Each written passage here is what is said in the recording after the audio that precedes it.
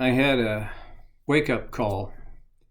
Last night I got a text message from a friend that a good mutual friend of both of ours died suddenly yesterday in the afternoon.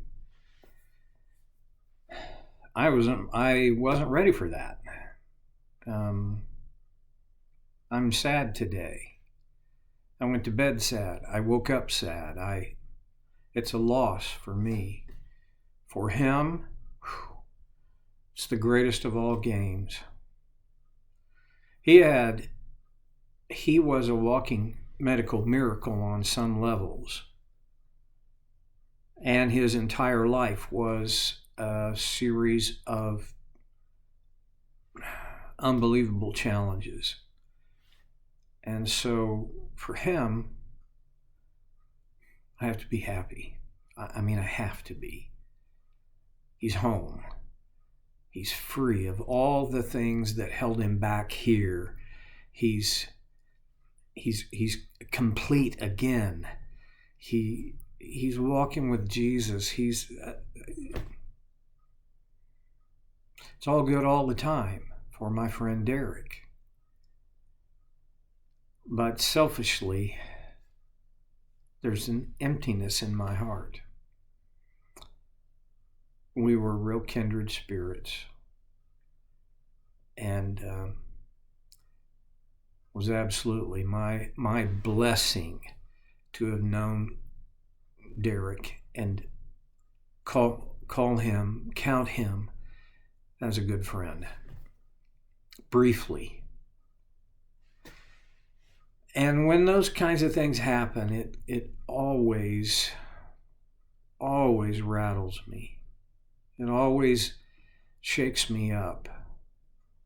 I think it's supposed to. I think it's supposed to make me contemplate my values, what matters to me, what matters more than anything else to me, and why.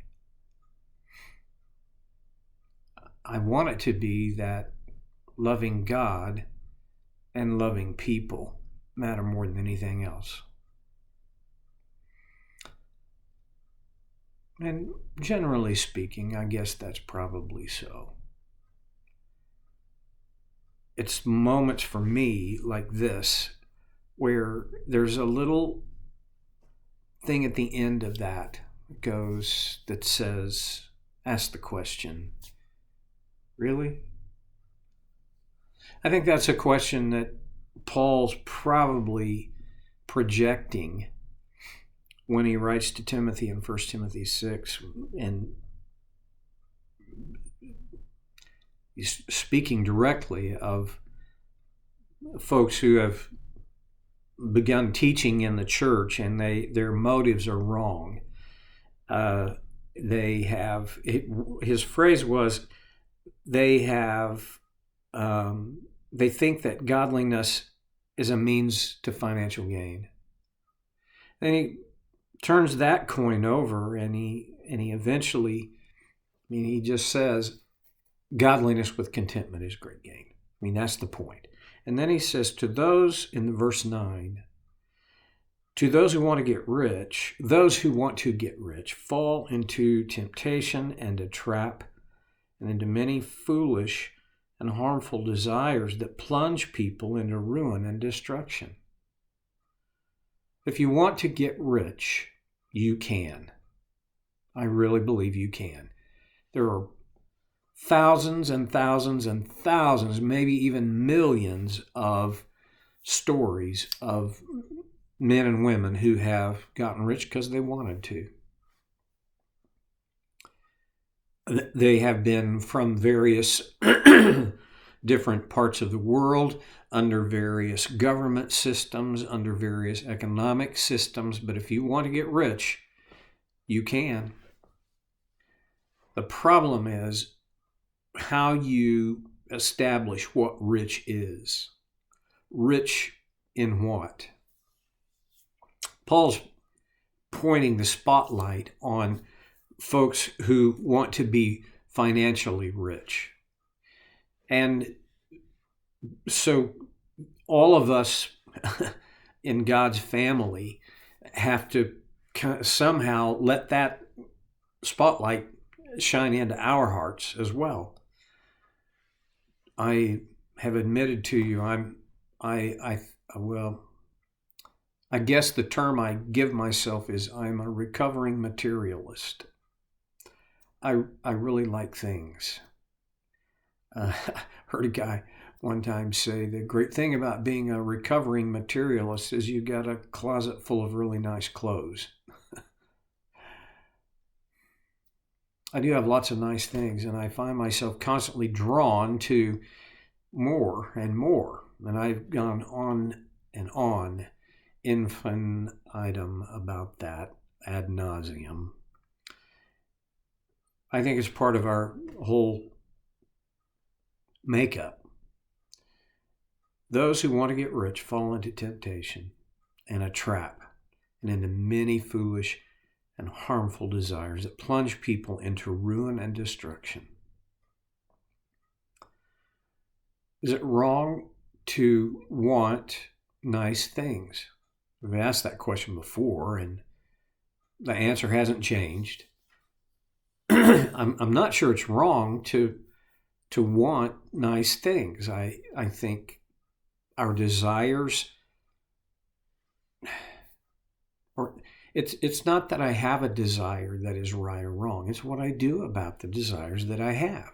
And Paul's talking about people whose lives are ruled by the desire for wealth, the desire to be rich, and all that entails. And in verse 10, the famous verse, for the love of money is a root of all kinds of evil. Yeah.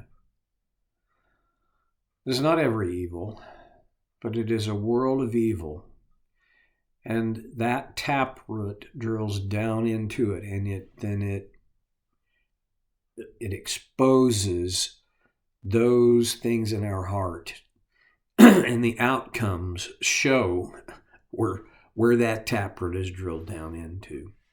Some people are eager for money, and they've wandered from the faith and pierced themselves with many griefs.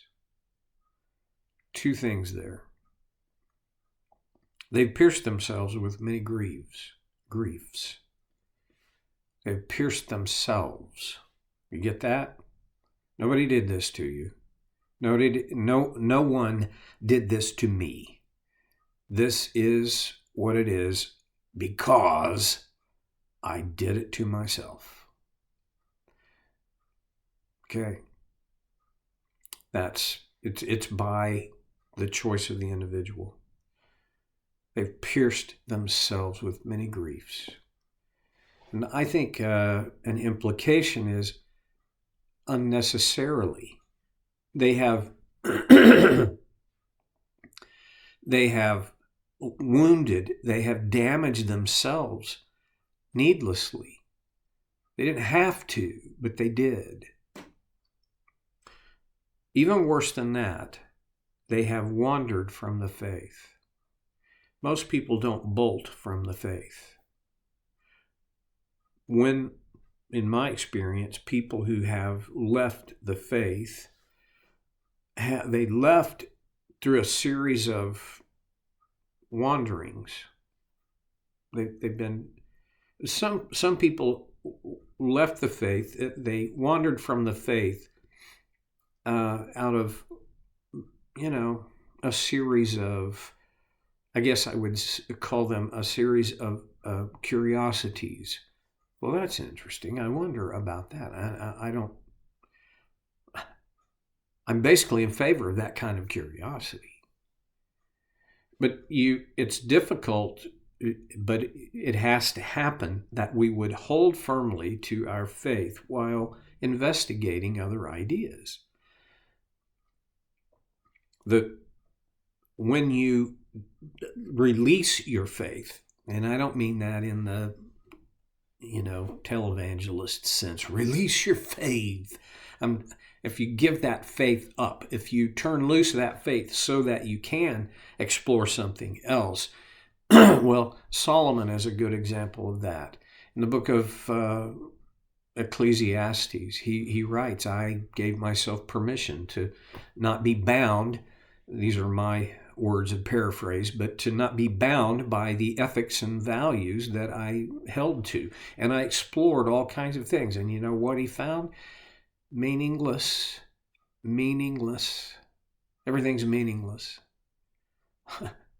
In the words of Bill and Ted, all we are, dude, is dust in the wind. When people wander from the faith, they rarely do that in one leap. They do it a little bit at a time. And Paul's pointing at the common, the often happening of how when people, when their desire for wealth and money and riches and all that those things entail, when that desire becomes overwhelming, that draws them away from faith. They will wander from the faith. I don't want to be there, and I don't want you to be there. I don't want any of our kids or grandkids to be there. So how do we set up a protective guardrail of some kind so that we won't wander from the faith and pierce ourselves with many griefs? This fits in the category of boundaries. It's about choices. In 1991, I, for the first time, read a kind of a life-changing book for me. The title is The 7 Habits of Highly Effective People, written by a full-blown Mormon, Stephen Covey. He doesn't bring Mormonism into his book. And his 7 habits really do represent 7 things that when they become part of the practice of our lives, they set us up to most effectively engage life. One of the things that he talks about in that book often is our own responsibility and how our choices set us up for what is ahead. Well, it's a no-brainer to realize that the choices I make accumulate over time and form the life I have.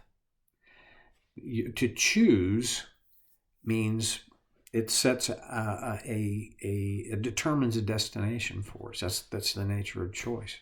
Andy Stanley wrote a very interesting book about how our path is determined by our choices, and that was a provocative book. Most of the things I learned from books. Both of those books are strongly advocating for the idea that your choice matters. And I want to say that in terms of a guardrail, boundaries for us to keep us from wandering from the faith and piercing ourselves with many needless griefs. The key to that is choices, choosing. And most of us have lived our lives so that we choose when the moment comes. We don't think about making choices and setting ourselves up to make the best, most appropriate choice before the event happens. We most often wait until the event happens, and then we have to make a choice. And when that happens, flip a coin. You may or you may not be able to choose wisely. For most of us, not able.